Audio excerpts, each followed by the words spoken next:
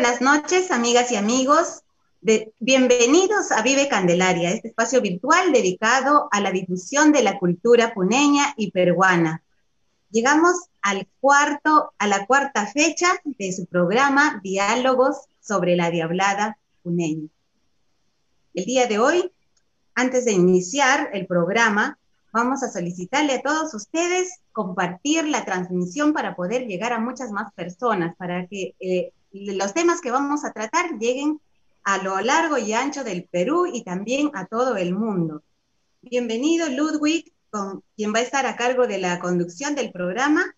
Y bueno, continuamos. Ludwig, la palabra es tuya. Daisy, buenas noches, bienvenidos, amigos de América, amigos del mundo, del Collasuyo, de Puno, bienvenidos a este nuevo programa virtual que ya estamos en una cuarta edición. La Diablada Puneña, origen, historia y cultura. El día de hoy estamos contando con la presencia del profesor Jesús Quispe Vargas. Él es fundador del conjunto folclórico Diablada Azoguín. Jesús Quispe, 70 años de vida, y quedó bailando 72 años en la Diablada. Toda una historia, toda una leyenda en la Diablada Azoguín. También vamos a contar con la presencia de Juan Palau Verastay. Él es un investigador, ha publicado diversos ensayos y estudios, tanto de la historia de Puno, de toda la capacidad productiva que tiene Puno y también de las tradiciones que guarda este Puno hermoso, este Puno maravilloso. Juan Palau está invitado nuevamente en razón del público. Juan, tienes muchos fans, muchos seguidores que han pedido que vuelvas para poder disertar, discernir y analizar el origen de la Diablada Puneña. Vamos a comenzar el saludo. Vamos a esperar ahora del señor Jesús Quispe Vargas. Profesor, bienvenido a este programa La Diablada Puneña, origen, historia y cultura. Bien, ante todo, Ludwig, señor Juan Palau, señorita Elizabeth Uribe, y ante todo, muy buenas noches y gracias por la invitación que se hace a mi persona para hablar algo acerca del origen de la Diablada Puneña. Es muy cierto de que yo solamente soy un maestro educador, pero no he tratado de mucho hacer una investigación sobre la Diablada. Sí soy danzarín por más de 50 años consecutivos bailando en la Diablada Azoguín, y bueno, es muy necesario saber, recién me doy cuenta, saber sobre cómo se ha originado la Diablada Puneña en nuestra región. Yo felicito a estos compromisos que ustedes tienen jueves a jueves con el programa Vive Candelaria. Muy buenas noches con todos ustedes. Usted viene de realizar bailando ya muchos años y ojalá que esta noche pueda darnos a conocer cómo se inició la Diablada Azoguín, qué recuerda esos primeros años, a qué edad ha bailado y cómo considera a la cultura puneña, la danza, en sus diversas manifestaciones que se viene extendiendo en toda América Latina. Bueno, esto nace prácticamente más de 50 años de estar participando, no solamente en la Diablada Azoguín. Bueno, yo a los 8 años me inicié en la Llamerada Azoguín, que era un conjunto antiguo en esas fechas. Tendría 8 años. Desde los 8 años participé, como se dice generalmente, jañachito, decían los que iban adelante, ¿no? Era niño yo, mis familiares también participaban.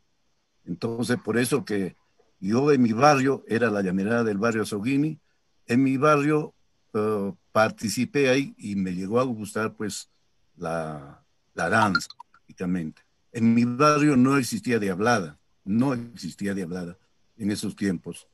Pero durante mis estudios que hice en la Unidad San Carlos, tuve unos amigos que bailaban en el barrio Victoria. y ellos me animaron para poder bailar el año 68, 69 en el barrio Victoria. Y un grupo de amigos que nosotros íbamos del barrio Azogini al barrio Victoria a poder danzar su diablada, es que nosotros en esa oportunidad, muchachos con bastante coraje, agilidad, que se necesita para danzar la diablada, resulta de que ese año, el 69, la llamerada Azogini no sale a danzar por la Mamita Candelaria, por ciertas razones. Y nosotros que fuimos al barrio Victoria, entonces supimos de que iba a pasar la misa que decimos nosotros, la misa de despedida del conjunto de la llamerada Azogini. Nosotros, toda la juventud, asistimos a esa misa el año 69. Un 13 de febrero de 1969, en la casa de un señor Flores, se fundó pues la Diablada Azogini, aprovechando de que nuestros papás estuvieron en la misa de despedida. Nosotros, a través de nuestra juventud del barrio Azogini, dijimos que pudiéramos cambiar la danza de llamerada a diablada. Efectivamente, ese 13 de febrero de 1969, que trae muchos recuerdos para el barrio Azogini, se formó pues este gran conjunto de la Diablada Azogini. Posteriormente, el año 70, salimos por primera vez al estadio Enrique Torres Belón con la danza de la Diablada Azogini, conjunto folclórico Diablada Azogini, que tiene la denominación a la fecha.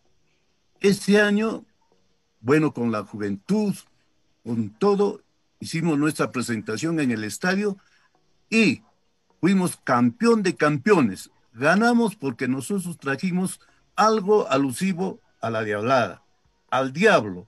¿De dónde provenía el diablo? El diablo proviene del juego. Entonces, la idea surgió de hacer 4 arcos en la cancha del estadio, 4 arcos, y de los 4 arcos en juego salían los diablos, ¿no? En esa fecha, el año 70. El año 70. Campeonamos ese año absolutamente por haber traído esta novedad, y la pelea pues siempre característico desde antes también entre el bien y el mal. El bien que representaba al arcángel y el mal pues al Satanás, al diablo, al demonio, a Lucifer, ¿no? Que se denominaba por entonces. Eso trajimos de novedad y fuimos campeones. Transcurrieron los años. En el 75, 76, 77, 78 y 79 fuimos pentacampeones a nivel general. Mi persona, que en este momento está hablando, bailaba de ángel en aquellos años. Y me acuerdo que sacamos pues el año 78, 99.9, casi absolutos. ¿Por qué? Porque había disciplina en el conjunto. Yo como ángel, y así había personas mayores, puse pues disciplina, orden, para poder llegar a esa cúspide, de sacar ese puntaje que a la fecha no lo tienen ningún conjunto hasta estos años en esta gran festividad de la Mamita Candelaria. Por eso le puse la campeonísima Diablada Azogini por siempre, por siempre. Luego transcurrieron los años, siempre hay un poquito de bajeza en algo en el conjunto por ciertas cosas de repente económicas, sociales, culturales, qué sé yo. Fuimos bajando, pero siempre nos manteníamos, siempre nos hemos mantenido entre los 10 primeros puestos, siempre. No hemos bajado mucho en los concursos que se lleva a cabo en el estadio Enrique Torres Belón, en homenaje a la Santísima Virgen de la Candelaria. Posteriormente vinieron personas, directivos, jóvenes, dentro de ellos yo quiero remembrar a la familia Quintanilla, toda la familia Quintanilla, a la familia Paca Pantigoso, todos ellos participaban en la Diablada. Muchos también ingenieros de la universidad, el ingeniero Silvestre Mirabal, eh, eh, ¿cómo le puedo decir? Habían otras personas que no me acuerdo, quienes dirigían también este gran conjunto. Eso, luego, posteriormente, transcurrían los años, por el año 98, 99 y 2000, llegó pues un recordado amigo, ingeniero Gustavo Ibarri Mata, con quien también logramos 3 años consecutivos campeón en la serie de toda la festividad.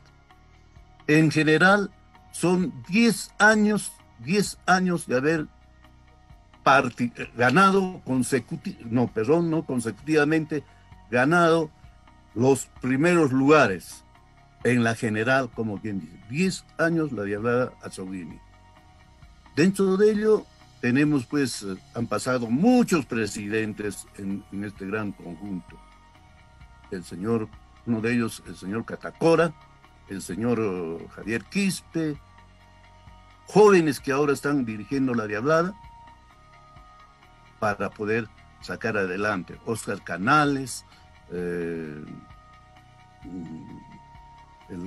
los amigos de esa fecha, que me acuerdo, el señor Cuevas, también que participó como directivo, y todos los amigos del barrio Azzoghini, quienes estaban ligados hacia nuestro conjunto. Por eso que hubo y se mantiene a la fecha un gran prestigio de esta Diablada. Tiene un prestigio general porque visitamos Arequipa, visitamos Tacna, nos invitaron a diferentes sitios para poder representar con la Diablada Azzoghini en estos escenarios que nos invitaron en aquellos años. Profesor Quispe. Sí.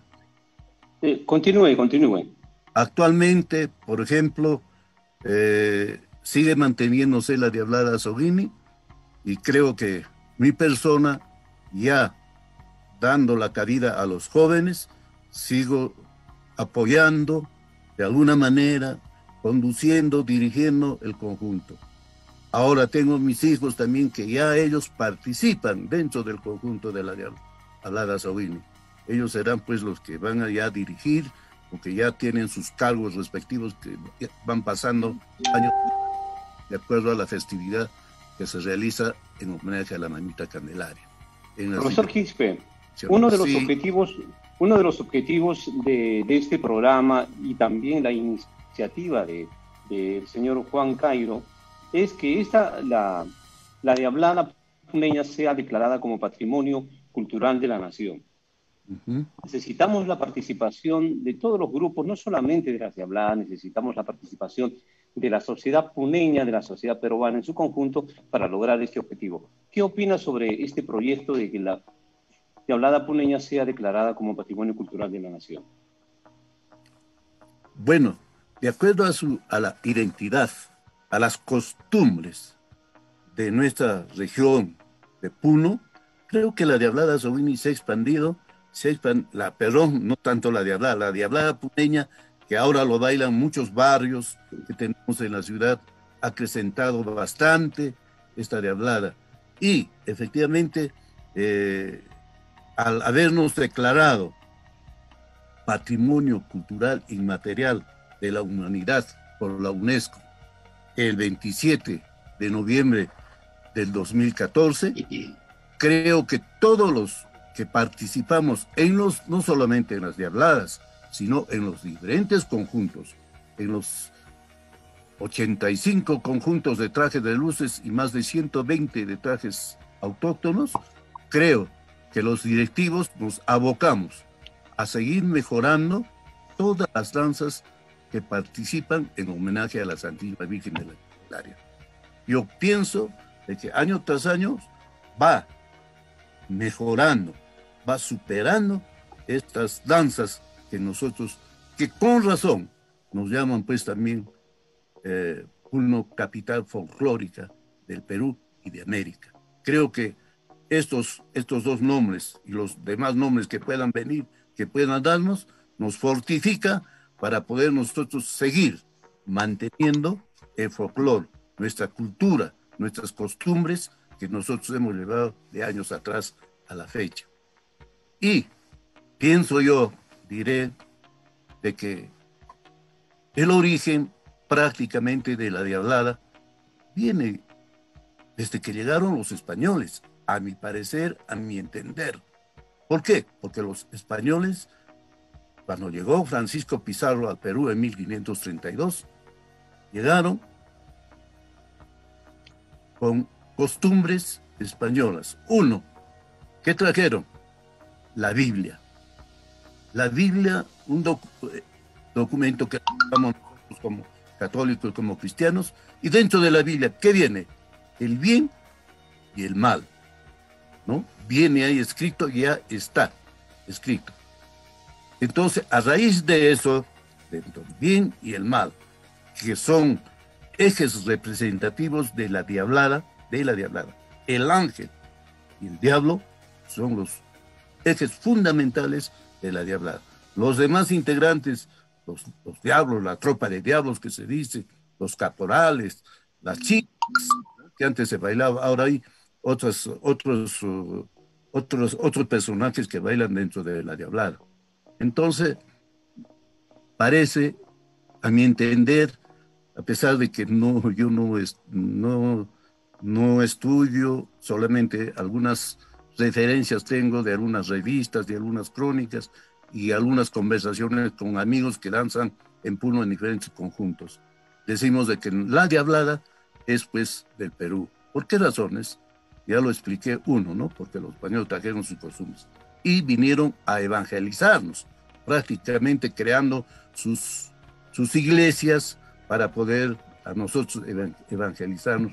Y ellos pues no estaban de acuerdo, la iglesia no estaba de acuerdo con la danza de los diablos. ¿Y por qué?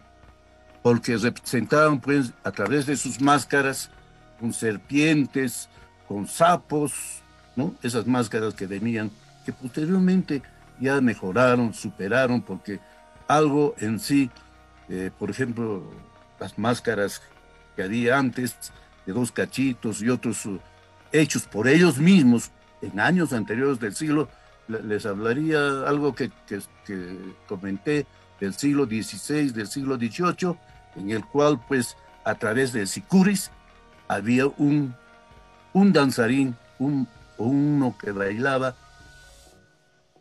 en forma personal, un personaje llamado Diablo, hecho de repente de su ropa propia, unas máscaras con cachos, inclusive utilizaban esos cachos de los toros, ¿no? De los toros para hacer su máscara antiguamente. Posteriormente ha ido mejorando, ha habido mascareros, qué sé yo.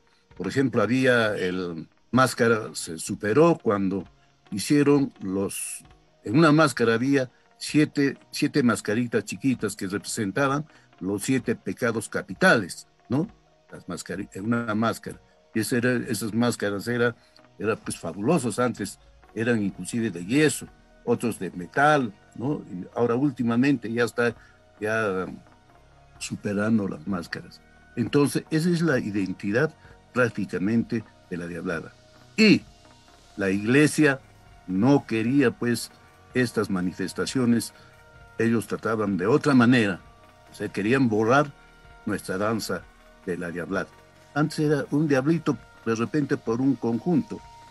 Y pienso yo de que me hablaban también, por ejemplo, pero ¿quién lo bailaba? A través de los sicuris que había no solamente el barrio Mañazo. Se dice de que el barrio Mañazo es el más antiguo, pero yo, a través de mis padres, que ya no están, hablaban, y yo escuchaba, en el sentido de que no era el barrio Mañazo el más antiguo, sino había un conjunto en la parte sur, diré, cerca al lago, denominado Los Pampinos. Había un sicuri Los Pampinos, cerca a la universidad, porque no había todavía universidad, era extenso, ¿no? Y Los Pampinos salieron antes, dijeron que el barrio Mañazo.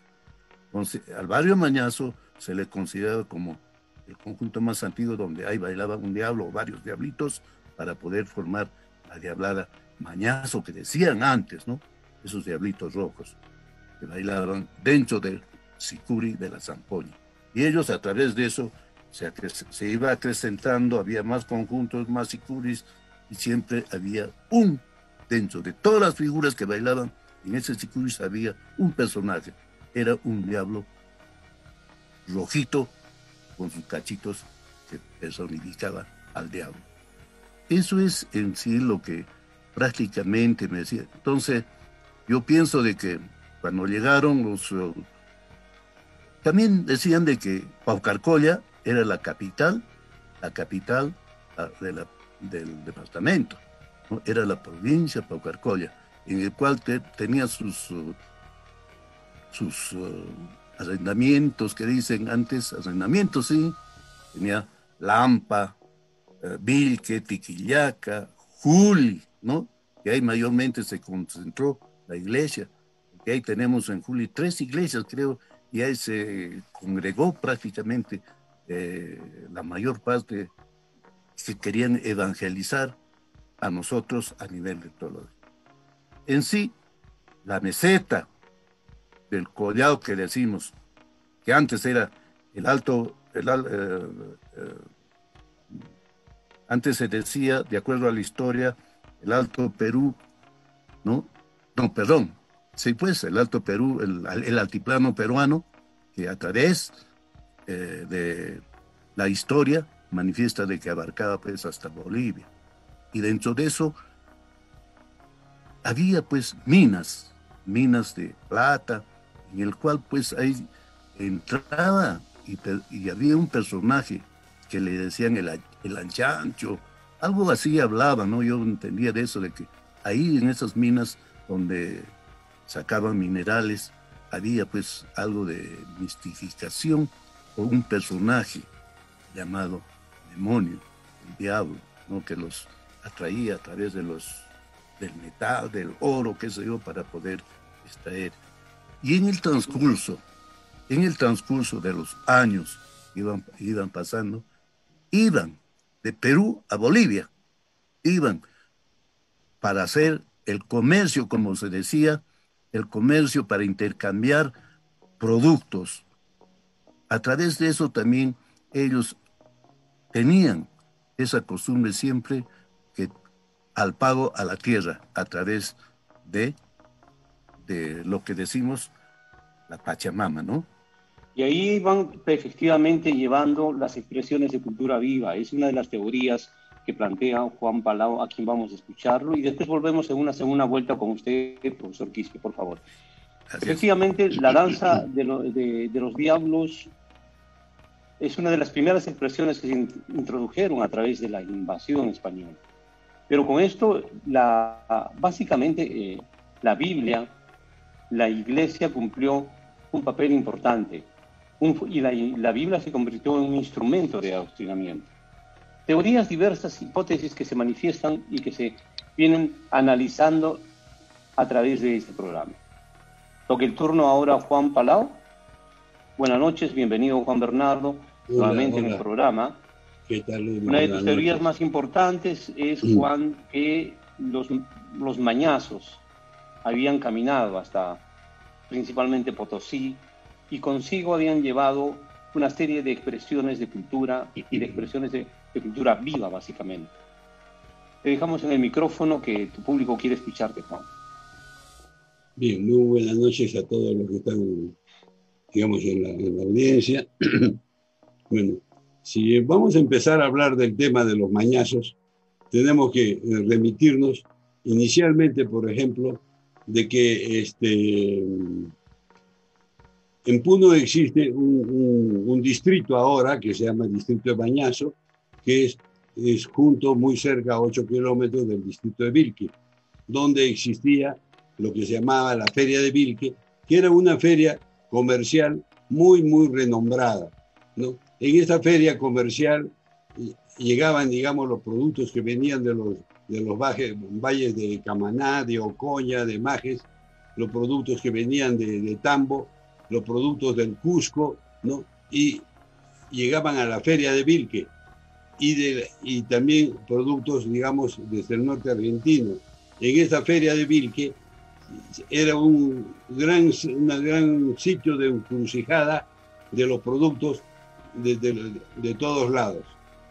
Entre ellos, digamos, surgen, digamos, ahí en la zona de Mañazo los criadores de ganado vacuno, y también en toda esa zona hacia la parte alta había muchas llamas.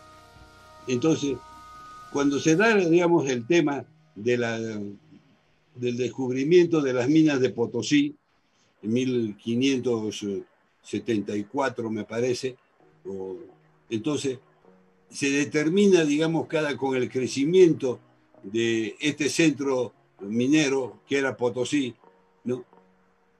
Por un lado, había que tener muchos trabajadores, entonces se determina todo el tema de la mita, entonces se determina qué pueblos tienen que mandar población indígena, en qué cantidad, etcétera, a la mita de Potosí.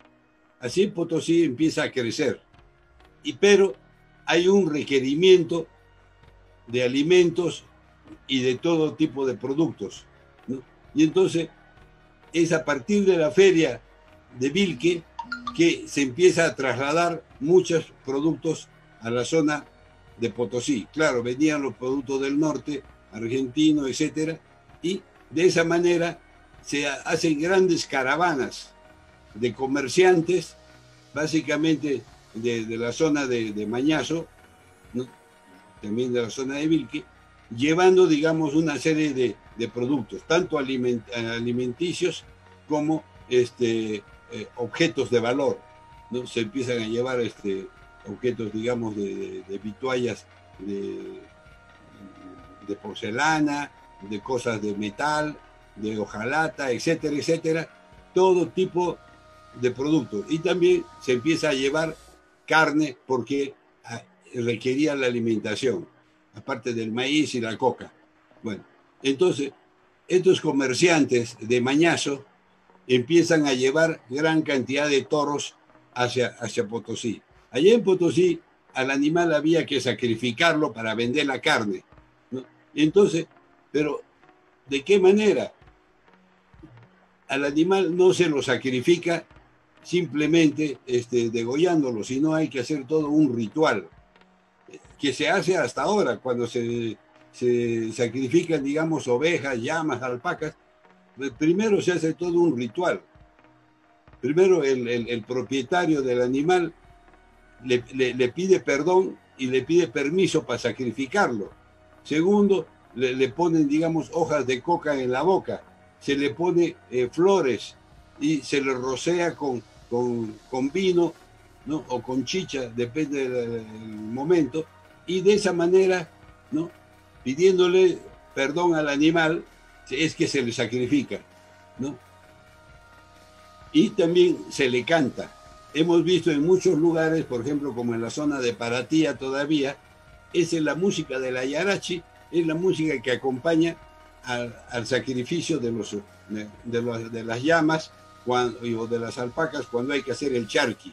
En la zona de alta también de Macusani, también se despacha, digamos, a los animales con música, ¿no? Entonces, porque el animal tiene un espíritu, tiene su ajayu. Ese ajayu va a ir, ¿cómo se llama?, hacia el Apu. No solamente hablemos de la Pachamama, se habla de la Pachamama y hay que hablar del Apu o de la Chachila, ¿no? Entonces, porque el referente de los animales es el Apu, porque es de sus pacarinas, es lo que la tradición, la leyenda dice de dónde han salido los animales, ¿no? Los animales no salen de la Pachamama, salen de las pacarinas que están en las montañas, en los cerros, que son su referente, es el Apu o es la Chachila.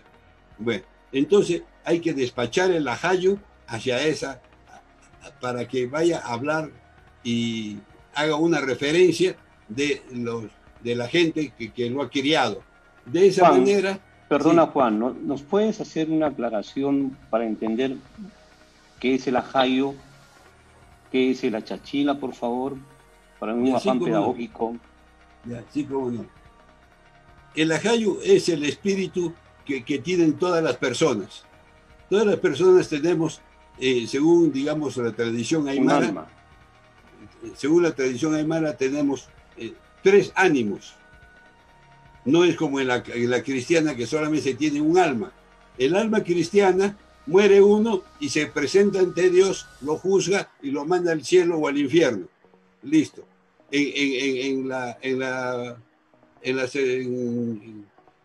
creencia, digamos, altiplánica aymara, tenemos 3 almas. Una de ellas es el ajayo, ¿no? Bueno, cuando tenemos un accidente, ¿y qué sucede después del accidente?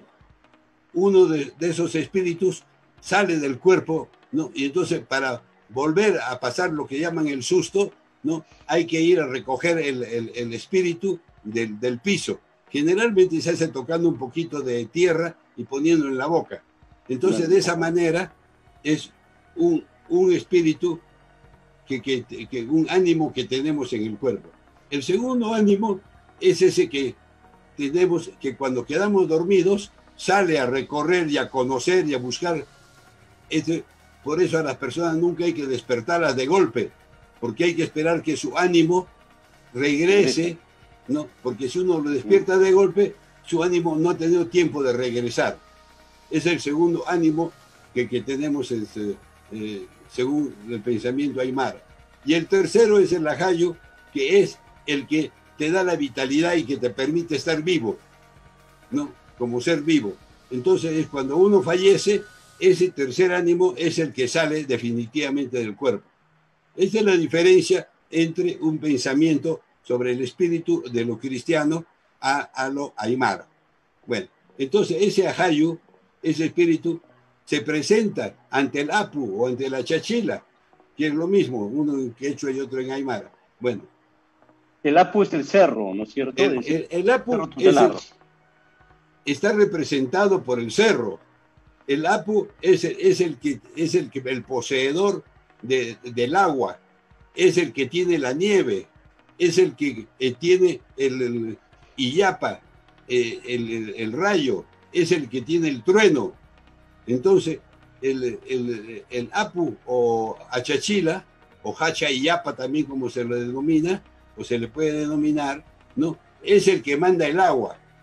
Por eso, en la ceremonia, la tierra es la que recibe la semilla y el agua la envía el apu achachila a través de la lluvia, a través del granizo, a través de los deshielos. Y entonces es la que fertiliza la tierra y sale a las semillas. Solamente para que exista toda la producción tienen que darse los 2 elementos. La tierra como Pachamama, que es donde se pone la semilla y es la que cría todo, ¿no? Y el apu, que es el que tiene el agua a través de los deshielos, por eso hay tantos ritos en el Coyuriti y en todos los nevados, siempre hay la referencia a los nevados. Entonces, ese es el mundo de la religión aymara, ¿no? De ahí tenemos que partir para entender lo que sucede. Entonces, una vez sacrificado el animal, el ajayo va a decir sí, donde he estado para sacrificarme, me han hablado, me han cantado, me han hecho bailar, me han dado coca, me han puesto flores, me han dado chicha, me han dado vino. Entonces, esa gente merece que sus animales progresen y tengan más ganado. Por eso siempre hay que tener cuidado cuando se sacrifica un ganado que se trae del campo, ¿no? El propietario trata de exigir de que él mismo quiere ir a sacrificarlo porque tiene temor de que si no se lo sacrifica adecuadamente, su ganado en los próximos años puede ir decreciendo. Entonces ese es un pensamiento altiplánico de la aymara. Y para despedirlo se le toca música. ¿Y cuál es la música? Es la música del sicuri. El sicuri es la música relacionada con el ganado. Por eso incluso cuando se reúnen para tocar sicuri, se dice una tropa, ¿no? Y entonces, ¿quién es el mayor? cuando se baila el sicuri, por ejemplo, en Paratía, uno es macho, atrás, más atrás viene hembra, y el tamaño intermedio va al medio. Es el padre, la madre y el hijo. Entonces así se intercalan los tamaños de los sikus para hacer la música, ¿no? Tiene todo un orden. Bueno, entonces de esa manera ya hemos visto por qué hay que despedir al ajayu cuando se sacrifica el animal con sicuri y se hace todo eso. Y también se lo hace bailar. ¿De qué manera? Con la cabeza después, siguiendo el ritmo del sicuri, se le hace diversos movimientos de baile. Entonces se le hace bailar también.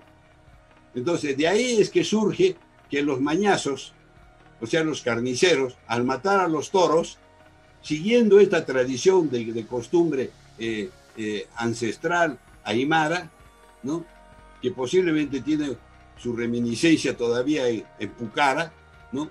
Bueno, es que se baila con las cabezas de los toros, como que también se bailaba con las cabezas de las llamas, ¿no? Y entonces, primero, ese baile, después ya lo hacen como con un baile más ritual, ¿no?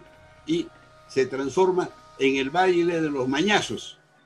Entonces ellos bailaban con máscaras hechas del mismo cuero de los toros o mismo cuero de las llamas, ¿no? Hay dibujos antiguos donde se los ve a las personas con el cuero de toro en la cabeza.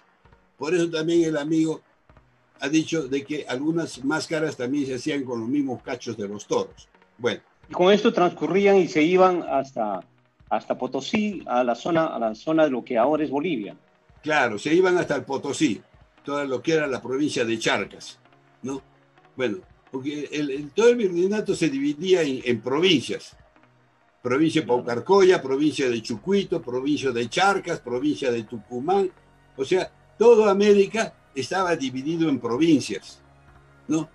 Y ciertas provincias tenían una cabeza que era el cabeza del virreinato, sede del virreinato de Perú, o después se hizo el virreinato de Buenos Aires. Entonces, las provincias pasaban de un virreinato a otro virreinato según la parte administrativa y los problemas. Estas eran las audiencias, o sea, nosotros pertenecíamos a la audiencia de Charcas, a la provincia de Charcas.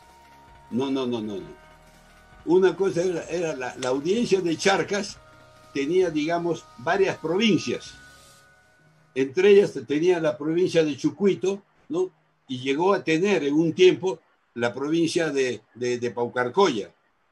Y todo Charcas en un tiempo perteneció al virreinato del Río de la Plata, pero después regresó otra vez la provincia de Chucuito y Paucarcolla, regresaron al virreinato del Perú. Y las otras provincias de Charcas quedaron perteneciendo al virreinato del Río de la Plata. Pero Charcas era una audiencia en todo caso, donde pertenecían otras provincias. Por eso, ahí había una audiencia, pero la audiencia tenía varias provincias. Claro. Y dentro de esas provincias estaba Puno, estaba Potosí, estaba La Paz. ¿Esto es cierto? No. Puno no era provincia. Las provincias eran acá. Eran Chucuito y Paucarcolla. Ya. Lampa, Huancané. Esas eran las provincias, ¿no? Esas eran provincias. No existía la provincia de Puno como tal, ¿no? Bueno, que existía la encomienda de Puno y después la villa de Puno existió, pero incluso cuando era villa, incluso cuando Puno ya vino el conde Lemos, incluso pertenecía a la provincia de Paucarcolla, ¿no? Bueno, no estamos perdiendo, regresamos entonces. No, pero está bien, yo creo que es correcto analizar este tema porque ahí está el detalle en que Bolivia, lo que es ahora Bolivia, pertenecía al Perú a través de lo que tú le llamas la provincia o que se le denomina también la audiencia, ¿no? Claro, en un tiempo perteneció al virreinato del Perú. en otro tiempo perteneció al virreinato del Río de la Plata. Tal es así que en 1816, ¿no?, cuando se reúnen los representantes de las provincias del Río de la Plata en Tucumán para declarar la independencia, a Tucumán se presentan los delegados de Potosí, de Tarija y de Cochabamba.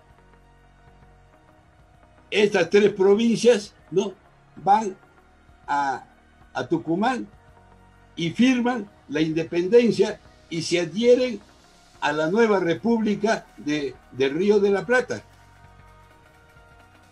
Esas provincias declararon su independencia en el año 1816. Después hay hasta que viene la corriente libertadora y después de todos los procesos, el Perú declara su independencia, ¿no? Y en Charcas, ¿no?, se pone un dilema. Nosotros nos hemos declarado independientes y ya pertenecemos a República Argentina, del Río de la Plata. Ahora, ¿qué vamos a hacer? ¿Nos vamos a adherir al Perú? Entonces, discuten eso ahí. Se demoran como un año discutiendo. Y dicen, entonces llegan a una conclusión. Dicen, ni con Buenos Aires, ni con Lima. Nosotros somos una república aparte. Esa es una decisión de las provincias de Charcas, ¿no? Entonces, muchos le quieren atribuir que eso fue un capricho de Bolívar o un mal gobierno de Sucre. Eso no fue así. Fue una decisión de los representantes de todas las provincias, de que consideraban ellos en la ciudad de La Plata, que después se llama Sucre, ¿no?, que Buenos Aires estaba a casi 3.000 kilómetros de ellos y Lima también está a otros 3.000 kilómetros. Entonces, ellos no querían, además que tenían toda un grupo, digamos, intelectual que había peleado durante muchos años. No nos olvidemos la gesta de Murillo en 1809, la gesta de Pagador de 1810, toda la lucha de Juana Arzurduy y de su esposo Arzurduy y de su esposo Padilla, que han peleado junto con el ejército de Belgrano, porque ellos estaban relacionados más con el ejército de Belgrano que acá en el Perú todavía no existía un movimiento así. Estamos hablando de 1814, ¿no? Entonces, ellos tenían todo un grupo de criollos, ¿no?, intelectuales, que tenían también su formación política, ¿no? Y entonces, como tal, ellos deciden no estar ni con Buenos Aires ni con Lima. Hay un libro publicado, como se llama, por el Instituto de Estudios Andinos de Francia, ¿no? En Lima se vende, donde dice una historiadora que dice ni con Lima ni con Buenos Aires. Ahí está toda la historia, por qué toda la parte de esa, de lo que era la audiencia de Chuquisaca, ¿no?, por qué deciden, ¿cómo se llama?, ser una república independiente. ¿Ya? Entonces, bueno, ahora volviendo, Juan, interesante el tema. Yo creo que vamos a coordinar con producción para poder hacer un análisis del tema que tú estás hablando, que sí, no está lejos de lo que nosotros, del tema principal que estamos hablando sobre el origen de la diablada puneña. Volvemos a los mañazos, Juan. Ya, entonces, bien. ¿Qué pasó con los mañazos? Entonces, ¿qué pasa? Toda esta costumbre prehispánica de la religión aymara, ¿no?, empieza a estar relacionada con el sacrificio de los toros, ¿no? Entonces, este grupo, como decía, ya después forman toda una danza, hacen toda una danza ritual. Después de esto bailan entre todos y poco a poco se habría ido generando esta danza ritual en homenaje a la Hayu de los toros. Y ya entonces le ponen un personaje, otro personaje. Pero ¿por qué aparece el San Miguel Arcángel bailando junto con los carniceros, con los mañazos? No hablemos todavía de diablos. Estamos hablando de carniceros que están bailando como toros. ¿Por qué? Porque en esta ruta de más de 1500 kilómetros, no, desde Mañazo hasta Potosí, ¿qué sucede? Había muchos asaltantes también. Entonces había mucha gente que robaba y asaltaba. Y entonces ellos, por eso los arrieros, iban en grupos grandes. Primero, iban todos bien armados, con escopetas, espadas, etcétera, etcétera, ¿no? Tercero, hacían todos sus rituales andinos, pero también ya empieza la ritualidad cristiana. Entonces, ¿a qué santo se van a encomendar? Se tienen que encomendar a un santo guerrero que pelea.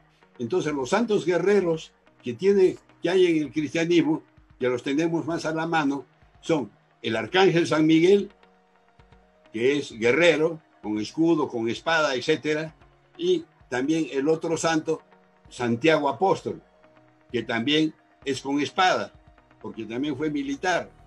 Entonces, esos dos santos son los que se convierten en santos patrones cristianos de los arrieros de Mañazo, y lo llevan en pequeñas cajitas, ¿no? Sus imágenes, y le rezan y hacen durante todo el viaje, que demoraba muchísimos días, van rezando y haciendo ceremonias a sus santos y encomendándose a sus santos. Entonces, cuando hacen ya el baile, entonces lo incluyen al santo que está en la urna, ¿no? El San Miguel Arcángel lo incluye ya como un danzante más. Entonces, acá en la danza de los mañazos, el ángel es un protector de los arrieros, es el protector de los toros, para que no se los roben los delincuentes, los asaltantes. No es como ahora se lo está interpretando, que vamos a llegar a eso, que es una lucha entre el ángel y los diablos. Esa es una interpretación posterior y muy posterior. Después de 300 años, recién se ha hecho esa interpretación. Pero durante 330 años, si hablamos desde cuando iban a Potosí hasta al año 1900, son 330 años donde esta danza de mañazos ha sido la danza de los toros, ¿no? Con su protector San Miguel Arcángel. Entonces, eso era la representación de la danza de mañazos. Esta danza de mañazos... ¿Nos podrías relatar, Juan? Nos están en este momento comunicando que quieren saber la parte en que tú explicas cuando llega a Oruro o a Potosí o a Bolivia los primeros mañazos, y cómo después son no desplazados, pero sí cómo surge la primera danza en Oruro. Ya, perfecto. Entonces ya estamos ahí. Existe esta danza con ese significado. Ya. Bueno, en Oruro se va dando, igual que en Puno, una devoción a la Virgen Candelaria. Allá es la Virgen del Socavón, Candelaria, acá también es Candelaria, etc. Y la propuesta de la evangelización era de que si tanto estos indígenas bailaban frente a sus huacas, deben también bailar ahora frente a los santos cristianos. Entonces, por disposición de la iglesia, es que hace que, así como bailaban a las huacas, sus danzas antiguas, paganas, como se las llamaba, ¿no? Bailen también en las iglesias. Entonces, en los sitios de evangelización, como son estas ermitas que eran capilla de indios, como la iglesia de San Juan, que también era una capilla de indios, porque en Puno la capilla de españoles y criollos era la iglesia de la Asunción. donde se ha hecho ahora la nueva catedral, ¿no es cierto? Ahí había una iglesia de la Asunción. Esa era la iglesia de españoles y criollos. Y la capilla de San Juan era capilla de indios para evangelizar a los indios, ¿no? Igual en Chucuito, la capilla de españoles es Santo Domingo y la capilla, iglesia de indios es Asunción, ¿no? Por eso es que ahí se hace la huacha, ¿no? Entonces hay dos cosas diferentes. Todos los pueblos, por ley... La huacha, vamos aclarando, Juan, la huacha. Ya, la huacha que es un acto, se bota el quispiño, ¿no es cierto? Eso es de la parte alta. Donde se hace rápidamente explícanos para poder para que podamos entender un poco mejor. Ya, la huacha es una ceremonia donde es la solución al problema de la hambruna, ¿no? Viene a través de una supuesta aparición de la Virgen María que manda a unos arrieros a traer productos a Chucuito y reparten la comida a toda la población que estaba en hambruna. Entonces, eso después lo empiezan a repetir todos los años y por eso es que se hacen los quispiños, o sea, estos productos de quinoa, ¿no? Y se arroja de la torre y se arrojan las cabezas del ganado y es una fiesta donde se consume todo el pueblo, fundamentalmente los campesinos hacen esa fiesta y participa toda la comunidad campesina, es propiamente de ellos esa fiesta, ¿no? Entonces tiene que ver con el problema de la alimentación, que cuando hay sequías, no hay comida y en esa oportunidad alguien envió, la Virgen María envía comida para el pueblo y ese es el agradecimiento que se hace la fiesta de ahora, la huacha. Bueno, vamos al tema ahora. Vamos al tema. Es interesante, pero vamos encaminando al tema. Tenemos 2 minutos más, Juan, por favor. Ya, entonces, ¿qué va sucediendo? ¿No? Que en estas fiestas que se hacen, digamos, en centros de evangelización, ¿no?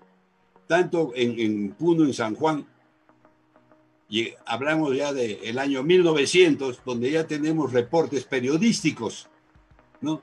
Ya de periódicos locales, tanto de Oruro como de Puno, ¿no? Que dicen, en la fiesta de San Juan o de la Virgen de la Candelaria, ahí bailaron 4 conjuntos, ¿no? Un llameritos, un sicuri, otro así, 4 conjuntos bailaban en San Juan, no bailaban más. Y en Potosí, igual, periódico. No era Oruro, era Potosí. De Oruro, disculpa, gracias por la aclaración. En Oruro también aparece que también bailaban 4 conjuntos, ¿no? Entre ellos todavía no aparece la diablada. No aparecen los mañazos. Aparecen llameritos, tobas, así. Un siculi. Recién en el año de 1904, ¿no? Aparece el primer conjunto de mañazos bailando en Oruro. O sea, puneños. Pero no. El mañazo de los carniceros de Oruro, los carniceros de Oruro forman su conjunto de mañazos, porque ellos viajaban de Oruro mucho a Cochabamba.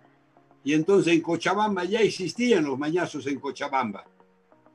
Pero ¿cómo habían existido estos? ¿De dónde salieron los mañazos? Si se supone que eran los mañazos que venían del distrito de Puno de Perú, claro, que se trasladaban. Los de mañazo, de acá de Puno, viajaban hasta Potosí.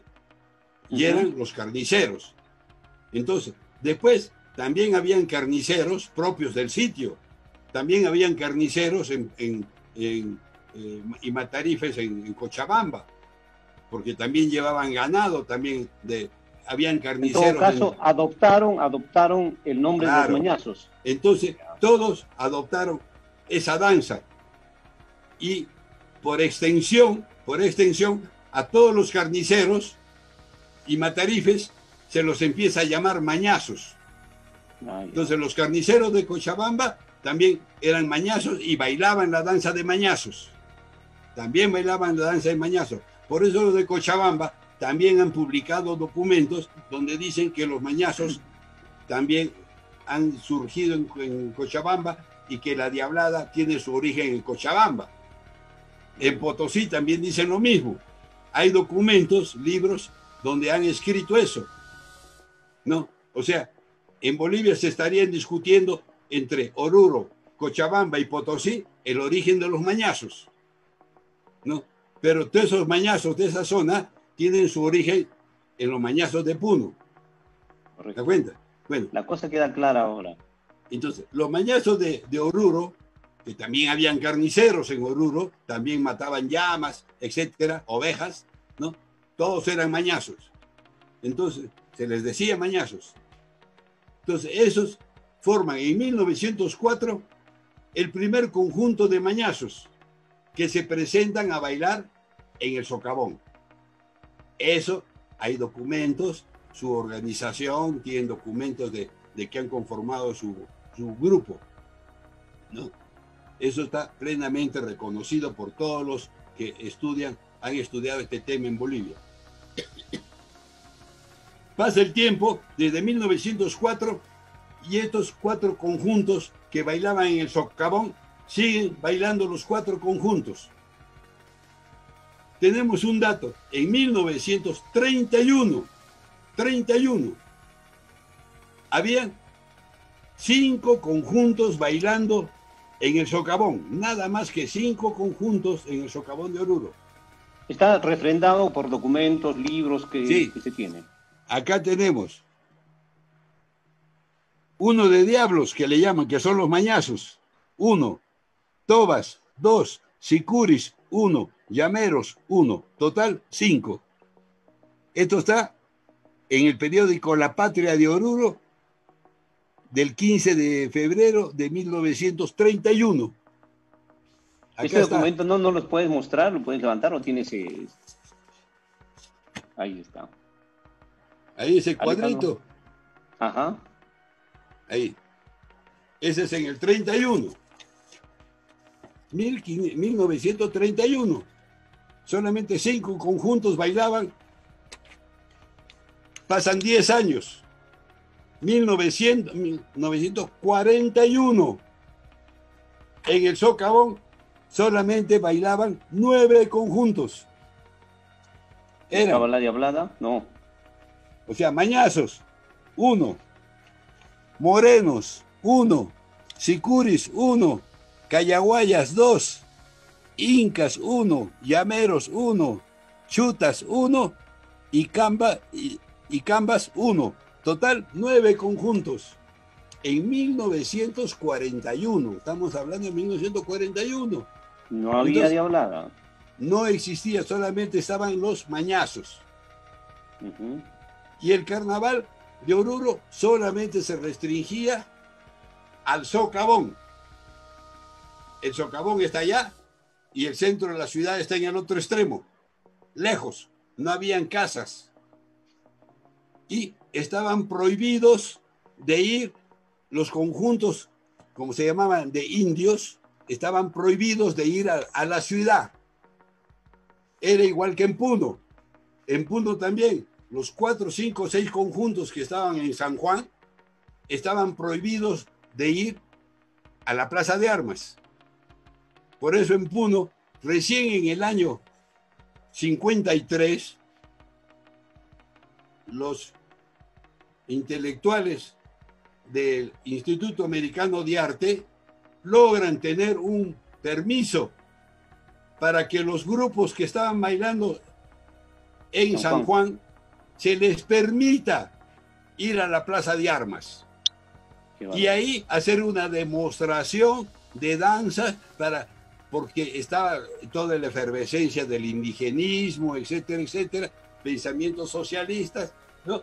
Y entonces se les permite, recién en el año 1953, recién los grupos que estaban en San Juan, recién pueden entrar a la Plaza de Armas, debido a los intelectuales, abogados que habían en Puno, desde mucho renombre, logran ese permiso de la prefectura.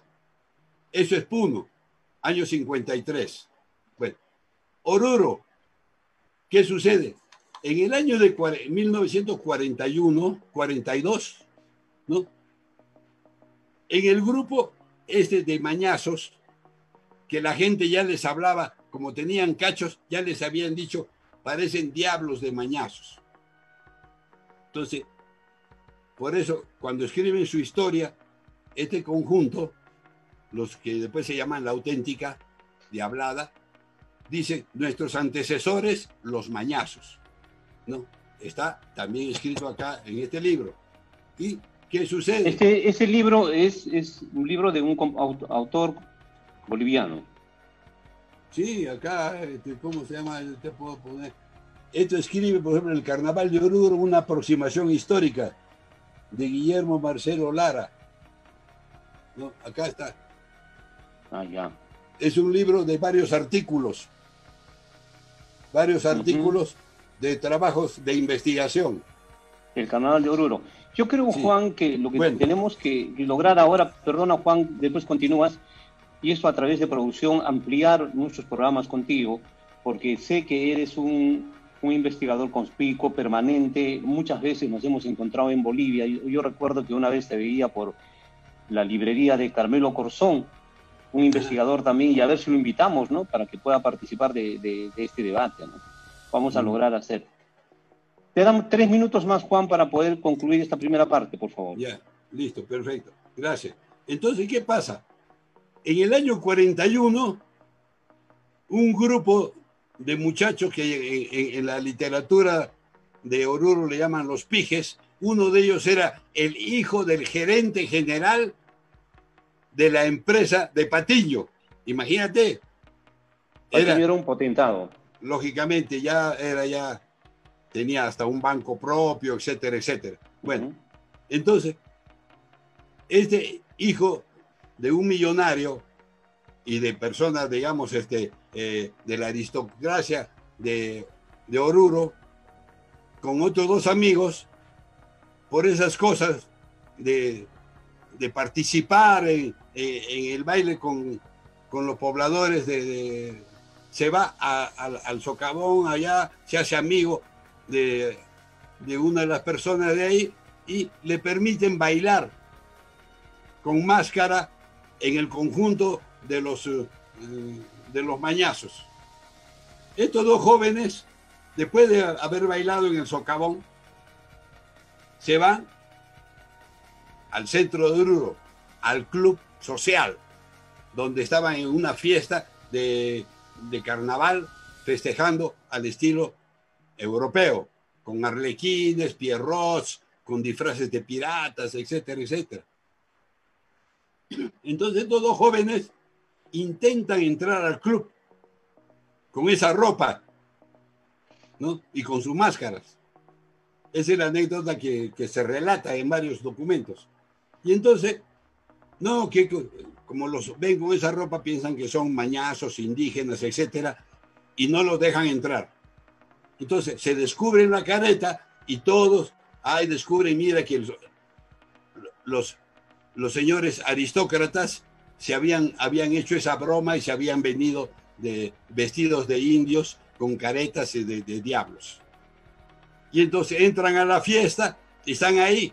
Pero a pesar de eso, el club social de Oruro, ¿no? Los bota a todo los bota del club. No les permite el ingreso posterior por haber faltado el respeto al club, ¿no? En el club social. El siguiente año, con otros amigos de su grupo de pijes, ¿no? Van a bailar nuevamente, bailan con los de mañazos. Con los mañazos. Bailan con ellos. Y, bueno, se convierte en una cosa pues, interesante, sobre todo para las chicas que miran, comentan, etcétera, etcétera, ¿no? Y al siguiente año, todo ese grupo que ya habían bailado, como unos 8 personas que habían bailado con los mañazos, deciden, mejor nos hacemos nuestro grupo propio.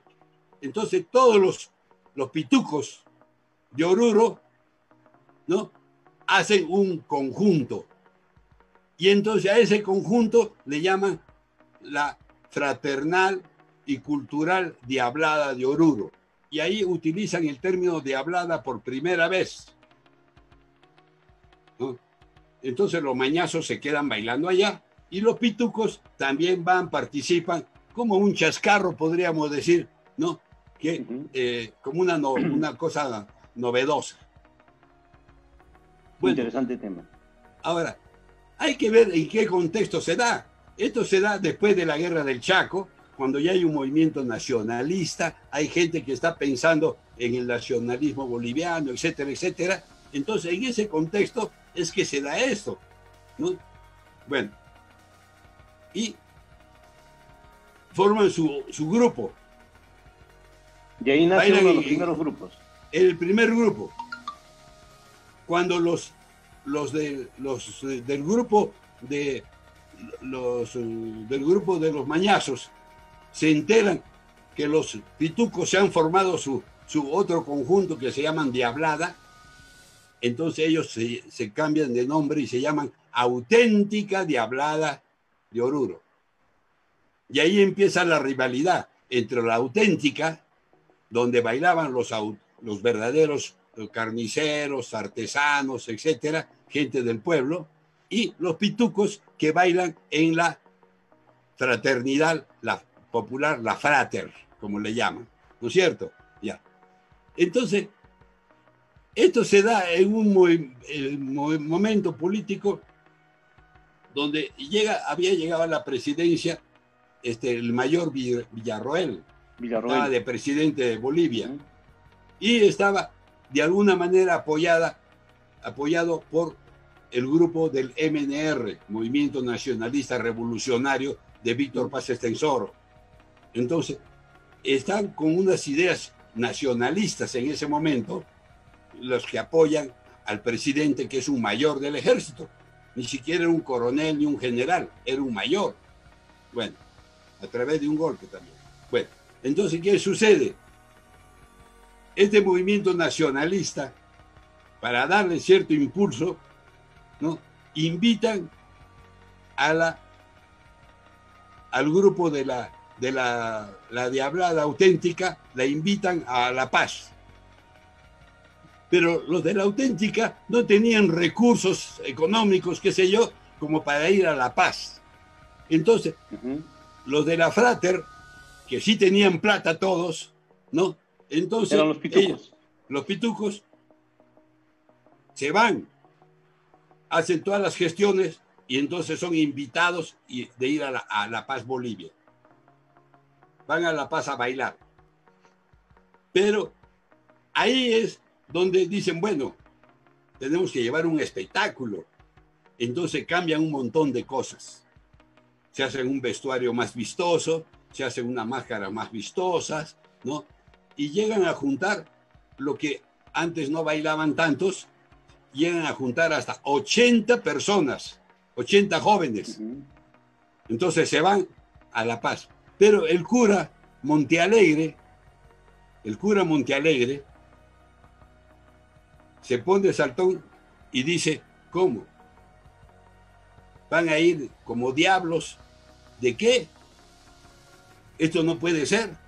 Y entonces les propone, como la mayoría también eran muy católicos, practicantes de la aristocracia o de la burguesía de Oruro, entonces les propone, ¿por qué no hacemos el diálogo del bien y el mal? Porque en España se hace esto, se hace el otro y todo lo demás. Entonces el cura, para ese año, para el año 44, es que trae a colación lo de los 7 pecados capitales, lo del diálogo del bien y el mal, y hace todo un libreto. Y a uno lo pone como el Satanás mayor, el segundo diablo, el tercer diablo, y después ya este va a ser la envidia, este va a ser el otro, la lujuria, etcétera. Y hace todo un libreto el cura. Esto es relatado en libros como estos, que tengo acá otro libro, también está relatado eso. Bueno, entonces, ¿qué pasa? Se van con todo un libreto del bien y el mal. Ahí es donde aparece el tema del bien y el mal y y de los 7 pecados capitales. Hasta ese momento nadie hablaba de eso, ¿no? Y entonces van al estadio y hacen todo el libreto y después bailan. Y como dice el periódico, salió publicado en el periódico de La Paz, eso fue para el 16 de julio, considerando la fiesta del 16 de julio de la revolución de Murillo, etcétera, etcétera, ¿no es cierto? Bueno, que es fiesta en La Paz, el 16 de julio, Virgen del Carmen. Claro. Ya, entonces se van el 16 de julio en el estadio y sale publicado en el periódico de La Paz el 18 de julio, todo relatado, todo. Quiénes eran los que bailaban, los nombres, apellidos, quién hacía de Satanás, y después dice, lamentablemente, el sistema de sonido, nadie escuchó nada, solamente todo el mundo vio el baile después. A partir de ahí... El relato no se escuchó. ¿Ah? El relato no se escuchó. El relato casi nadie lo escuchaba porque no había sistema de amplificación, ni micros, ni cosas por el estilo. Ya. Pero es ahí donde aparece recién por primera vez, vinculado a esta danza, el tema de los pecados capitales y de la lucha del bien y el mal. Entonces, Juan, ahí transforman la danza de mañazos en otra cosa. A partir de ahí, regresan a Oruro, y entonces, primero ya existía la Frater, después la auténtica, después en el año 56, me parece, se forma la Ferroviarios, la Diablada Ferroviarios. En el año 60 ya se forma la Diablada Los Urros, que son las 4 primeras diabladas que habían en La Paz. No sé si ahora última se habrá formado otra más. Bueno, entonces, y de ahí ya empieza la competencia. Claro. Y empiezan las innovaciones. Empiezan a cambiar los cachos, empiezan a cambiar la ropa, y cada uno empiezan ya los artesanos a fabricar una ropa aquí, otra ropa allá. Juan, muchísimas gracias por tu aporte. Un segundo. Los de la Frater, como tenían plata, entonces se organizan un viaje a Europa. Entonces ahí es cuando la Diablada de Oruro, de la fraternidad y cultural y fraternal, Diablada de los pitucos, es que viaja a Europa. Y entonces está en España, en Alemania, etcétera, etcétera. Y entonces hacen una gran gira y se convierten en un gran boom, porque tienen mucha receptividad. Imagínate, esa danza la llevan a Europa cuando estaban recién saliditos de la Guerra Mundial, ¿no? Entonces, es ahí cuando empieza, debido a este grupo, los de la Frater, es que se empieza a conocer la Diablada como ya una figura de Bolivia, ¿no? Y entonces, ya después, ya la historia, actualmente ya sabemos cómo han ido cambiando las ropas, los disfraces y todo lo demás. Juan, muchísimas gracias. Extraordinaria disertación la noche de hoy, y vamos a comprometernos en invitar, ojalá que podamos encontrarlo, a don Carmelo Corzón, un muy buen estudioso del folclore boliviano. Él es boliviano y yo sé que son amigos contigo y podemos conversar mucho más en las próximas ediciones. Lisi, ¿qué comentarios tenemos? Bueno, Ludwig, realmente yo estoy bastante complacida por tanta información que nos están exponiendo nuestros distinguidos invitados, un testimonio del Señor Jesús Cristo, un testimonio de vida, y toda la disertación de don Juan Palau, realmente, así como yo, nuestros seguidores también están comentando y felicitando las exposiciones tan brillantes que están realizando, y también al programa, porque esta es la 4ª fecha. Hemos tenido también en las anteriores fechas otros invitados que también han estado exponiendo pues los resultados de sus investigaciones, de sus estudios, de sus vivencias, y tanta información que a veces también llega de manera oral de generación en generación, y todo esto pues nutre nuestro conocimiento y refuerza nuestra identidad, porque es parte de nuestra historia, parte de nuestra cultura, que la debemos conocer para poder defenderla.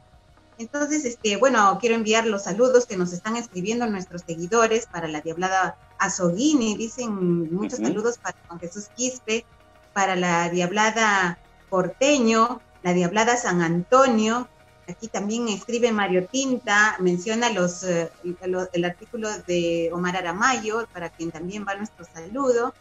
Y bueno, Jean-Pierre Arias, felicidades. Bueno, los comentarios son más para felicitar este programa, felicitar la labor que estamos realizando, Ludwig, de difundir este tema tan importante, y bueno, ojalá tengamos finalmente pues los resultados que queremos, que es declarar a la Diablada como patrimonio cultural de la nación. Continuemos, Ludwig, gracias. Muchísimas gracias, Lisi. Vamos a darles 3 minutos para la parte final a cada expositor. Por favor, 3 minutos. Resumimos lo que piensan ellos, porque para nosotros lo más importante es el origen, la historia de la Diablada puneña, que tiene como objetivo que sea declarado como patrimonio cultural de la nación. Sabemos que la Diablada es de propiedad del Collasuyo, es de propiedad de todo el altiplano peruano-boliviano y también de otros países donde se baila la Diablada, con otras características, pero se baila. Dentro del país nuestro también se baila la Diablada, como en el Cusco, como en el norte también en Trujillo, pero tiene otras características, tiene otras peculiaridades. Lo importante, les vuelvo a repetir, en nosotros es analizar el origen de la Diablada puneña, su historia y su cultura. Señor Quispe, por favor, tiene usted 3 minutos. Bueno, efectivamente, la Diablada, pues, como una danza aquí en Puno, prácticamente, y en diferentes lugares que se está practicando, es una danza impresionante. Es una danza que, en realidad, como lo dice el doctor Juan Palau, lo dice claramente, ¿no? Había que distinguir 2 cosas, ¿no? Los mestizos y los indios, como se dice. Pero, sin embargo, yo pienso de que a raíz de los años, conforme han ido avanzando, estas diabladas aquí en Puno se ha ido fortificando. Yo he ido hace 30 años atrás al Carnaval de Oruro para ver efectivamente si era buena la diablada o era, porque lo que he hablado, por ejemplo, la diablada ferroviaria, Osuro, se ha llegado a conocer esas diabladas, que en realidad pues hay mucha diferencia a lo que nosotros bailamos aquí en Puno, en nuestra región de Puno. Hay una diferencia. Un solo paso ellos utilizan, en cambio nosotros, de acuerdo a nuestros barrios que hemos sacado nuestras diabladas, cada uno tiene su compás de diablo, ¿no? Cada uno tiene su compás. Eso habría que distinguir. Porque en Bolivia no encontró nada más un solo paso que corretean y hacen algunas... Eso sí más bien, la vestimenta, ahí tiene un poco colorido, ahí más bien hay una diferencia. A pesar que ahora nuestros artesanos, nuestros confeccionistas de los disfraces ya están haciendo unos bordados muy excelentes. Las máscaras inclusive, ya la diablada puneña se ha engrandecido bastante. Especialmente, diré, ¿no?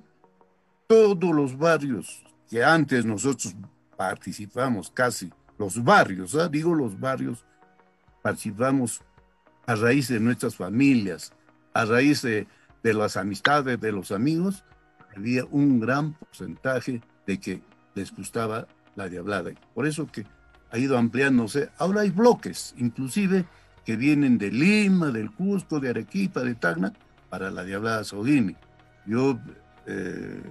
Me llaman y ellos ensayan allá, practican para poder venir aquí con devoción siempre a la Santísima Virgen de la Candelaria. ¿Cuál es el objetivo?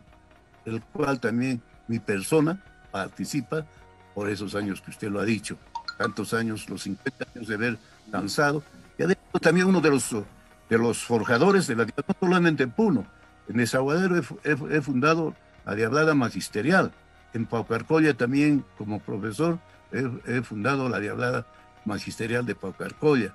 Y así, sucesivamente, mi persona continúa con esta danza de la Diablada en el barrio Soguini.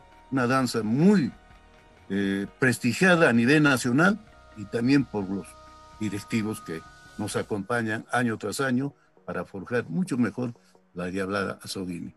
Yo pienso de que hacer una comparación en estos momentos entre la Diablada de Bolivia y la Diablada de Puno, bueno, nosotros hemos adelantado unos pasos más. No veo lo que en sí Bolivia danza, una Diablada a lo que bailamos aquí en Puno. Ya ha engrandecido, vuelvo a repetir, bastante las Diabladas de cada barrio. Llámese Porteño, Bellavista, San Antonio, ¿no? La policía, el ejército, que también practican Huáscar, las Diabladas que verdaderamente pues cada año hacemos un esfuerzo nosotros para poder mejorar y que viene pues el nombre, por eso justamente como capital del folclore peruano. También he estado en Huancayo, cuando yo bailaba la llamerada, cuando trajo la Diablada Porteño el primer puesto prácticamente, y de ahí viene la denominación capital folclórica del Perú. Yo fui con la llamerada, por entonces del señor Teófilo Melo, como ganadores en los concursos que se presentaban. Entonces ahí, bueno, desde esa fecha soy amante al folclore.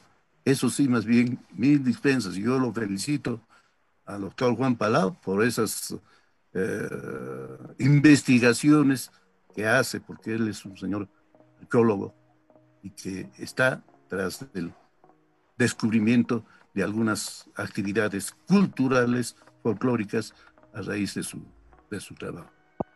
Muchas gracias, profesor. Más bien, muy agradecido por la invitación que me ha hecho el señor Luis Castillo, antiguo amigo. También mis felicitaciones al señor Juan Palau, a la señorita Elizabeth, porque estamos recopilando algunos aspectos en cuanto a la Diablada, más que todo, puneña. Muchísimas gracias. Será hasta una nueva próxima. Muy amable. Muchísimas gracias. Nuestro objetivo es lograr conocer nuestra realidad, nuestro origen.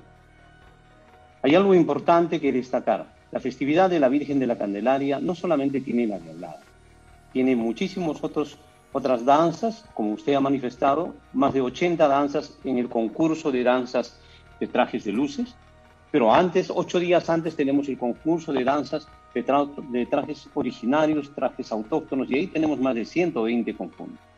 Estos 120 conjuntos, vuelvo a repetir, es parte de los 700 danzas originarias que tenemos en Puno, capital del folclore peruano, y con toda la razón tenemos esa denominación. Muchísimas gracias nuevamente, señor Quispe. Una felicitación a la Diablada Soguini y a todas las Diabladas. El próximo jueves estaremos compartiendo con otras Diabladas y estas coordinaciones ya con Lisi lo venimos realizando. Señor Juan Palau, sí, en la despedida lo tenemos 3 minutos, por favor. Ya, muchas gracias. Lo escuchamos. Para completar, debo tocar el tema de en qué quedó en el tiempo los mañazos. Los mañazos, como ya hemos dicho, que recorrían con su ganado y con toda su mercadería hasta Potosí, ¿no? A partir de 1668, o sea, más o menos, ya llevaban 100 años ya de arrieros, ¿no? 100 años de arrieros, cuando... 1968 recién se funda Puno, ¿no es cierto? Claro, entonces en esa fecha, después de 100 años de ser arrieros, ¿no? Entonces, Puno se convierte en una villa, en una ciudad, y se convierte, ¿cómo se llama?, en capital de la provincia de Paucarcolla. Trasladan las instituciones políticas, las trasladan a Puno, y entonces la villa de Puno y la ciudad de Puno ya se convierte, ya empieza a tener presencia de instituciones, de funcionarios, de destacamentos militares, etcétera, etcétera. Entonces se empieza a completar todo el grupo de toda la burocracia propia de una provincia, ¿no? Toda la burocracia de Paucarcolla se traslada prácticamente a Puno y le aumentan más cosas más todavía. Entonces ya empieza a requerir, digamos, tener, digamos, vituallas, productos, etcétera, y también necesitaban de carne y de tantas cosas más. Entonces los mañazos empiezan a quedarse en Puno. En la parte superior de la ciudad empiezan ahí a contratar, a comprar, a tener canchones donde empiezan a guardar su mercadería, donde empiezan a sacrificar sus animales para la nueva población de Puno, que va creciendo poco a poco, ¿no? Bueno, habría llegado a lo mejor pues a tener unos 5.000 habitantes, 6.000 habitantes, ¿no? Pero ya era una ciudad importante, ¿no? Después ya fue capital de una intendencia, después capital del departamento. Bueno, y entonces los pobladores de Mañazo empiezan a tomar canchones en la parte alta de Puno, y entonces toda la población empiezan a llamarlo ya barrio de Mañazos.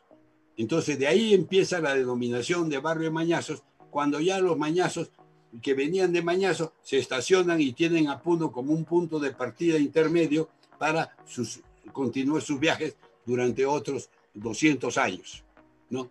Bueno, entonces de ahí es el barrio de Mañazos, y entonces ellos ya a partir de 1900, desde 1890 y tantos, ¿no?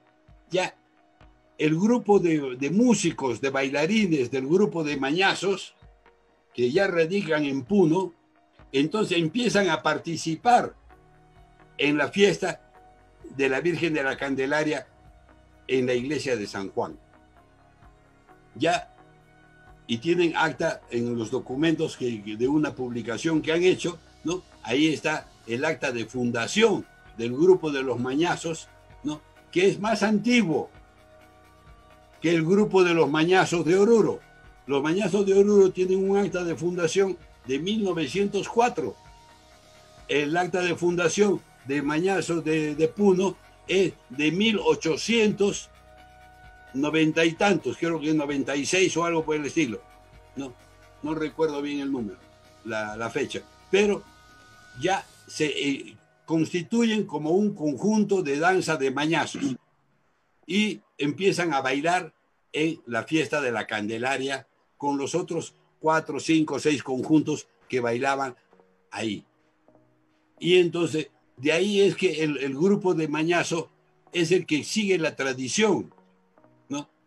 Con todas las figuras, con las figuras de las caretas de diablos y las otras figuras más, ¿no? Y continúa además la tradición de hacerlo con el sicuri, cosa que a partir ya del 40, en Bolivia, en Oruro, ya introducen las bandas ya de bronces, ¿no?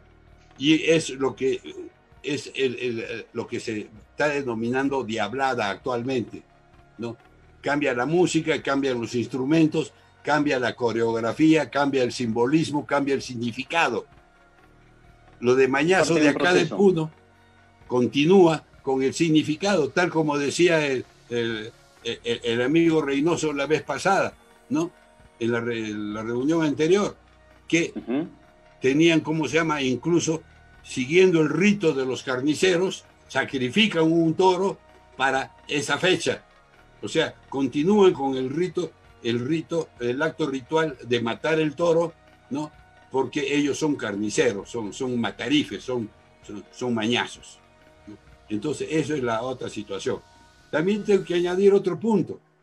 En el pueblo de Mañazo hay también una columna, un monumento, donde en el extremo está del monumento hay una estatua a San Miguel Arcángel.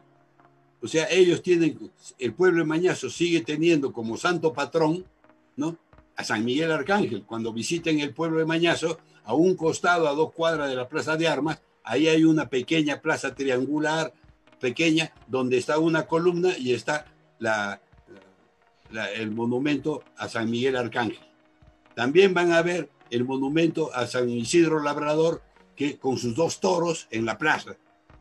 O sea, claro, los toros también. Después, en el pueblo de Mañazo, también se tienen otras danzas. Se tiene la danza del toro, ¿no? También tienen varias otras danzas. No es la única danza referida a toros. Tienen otras 2 danzas de toros en el pueblo de Mañazo, ¿no? Ahí hay una pequeña monografía que ha escrito un profesor cuando estuvo se publicó cuando estaban en una gestión municipal de ahora unos 10 años atrás. También ahí relatan todas las danzas que hay en Mañazo, y hay 2 danzas más relacionadas con los toros.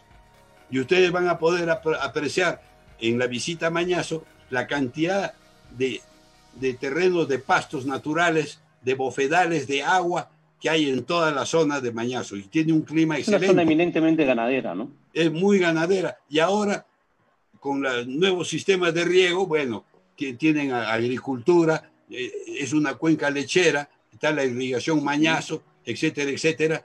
Es una zona que merece la pena ser visitada, ¿no? Y está a 30 minutos de Puno, ¿no? Sí, lamentablemente la carretera se fue por otro lado, cuando la carretera principal, la Arequipa, era por Mañazo, ¿no? Y era uno de los puntos, como tú dices, de encuentro, ¿no? Claro, felizmente ahora se volvió a hacer la carretera, y tengo entendido de que hay un proyecto de reactivar y mejorar la carretera de la salida por Mañazo, ¿no? Y Mañazo es una zona muy, muy, muy interesante. Juan, bueno, muchísimas gracias por tus aportes. Extraordinario tu aporte, Juan. Te dejamos en la despedida, por favor. Pero con el compromiso que tienes que volver al programa. Encantado, encantado. No, ahora, una cosa. Antes hiciste una alusión a los amigos de La Paz. Yo he estado en La Paz por lo menos casi, no en forma continua, pero sí estuve como editor de libros del proyecto Piwa, ¿no? Y sacamos una cantidad como de más de 15 volúmenes, ¿no? Y esos 15 volúmenes lo hemos sacado en el trayecto de más o menos de unos 4 o 5 años, ¿no? Y entonces eso me permitió a mí tener viajes continuos a La Paz. Y ahí en la imprenta donde ubicamos, donde tenía un buen trabajo, Juan de la Riva, amigo, en la calle Juan de la Riva, que está por el municipio Juan de la Riva, Paz. al que has mencionado, al amigo Carmelo Corzón. Carmelo Corzón es una persona que, bueno, primero tiene una imprenta de muy buena calidad, con mucho prestigio, ¿no? Segundo, es una persona muy promotor de la cultura, es un personaje, digamos, del ambiente cultural de La Paz. Es presidente de la Asociación de Fotógrafos Profesionales. Organizó la primera travesía en las balsas, en una balsa muy grande en el lago Titicaca que llegó hasta Puno, ¿no? Y entonces, que esa balsa ahora está en el Museo de la Totora, en el Museo de las Balsas, a la entrada de La Paz. Bueno, al camino. Bueno, después, con él, debido a la amistad que hicimos en la imprenta, ¿no? Ahí pude conocer a personas como Yedu Sagárnaga, por ejemplo, que ahora es un directivo del Centro de Investigaciones de Tiahuanaco. Conocí a otros arqueólogos. En ese tiempo también asistí allá en La Paz a la presentación de libros, ¿no? Incluso en una de esas presentaciones estuvo el vicepresidente Víctor Hugo Cárdenas, que ahora está de ministro de Educación, ¿no? Estuvimos ahí en presentaciones de libros, en reuniones culturales, en diversos ambientes.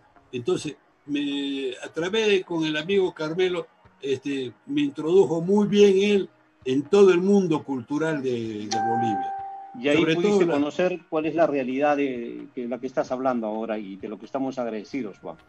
Claro. Ahora, estando en La Paz con toda la actividad cultural que hay allá, también acceso a librerías como la de los Amigos del Libro, por ejemplo, ¿no? Que es una librería excelente en el Prado, donde tú encuentras de todos los libros nacionales, sobre todo, ¿no? Hay que ver de que la imprenta de los Amigos del Libro es el que es el primer, la traducción, no la traducción, sino la primera reimpresión del libro de la lengua aymara de Bertonio, se imprime en Cochabamba, porque la librería de los Amigos del Libro no es originario de La Paz, sino es de una familia de Cochabamba que después en La Paz tiene la mejor librería donde uno puede encontrar toda la literatura y todos los mejores libros sobre Bolivia.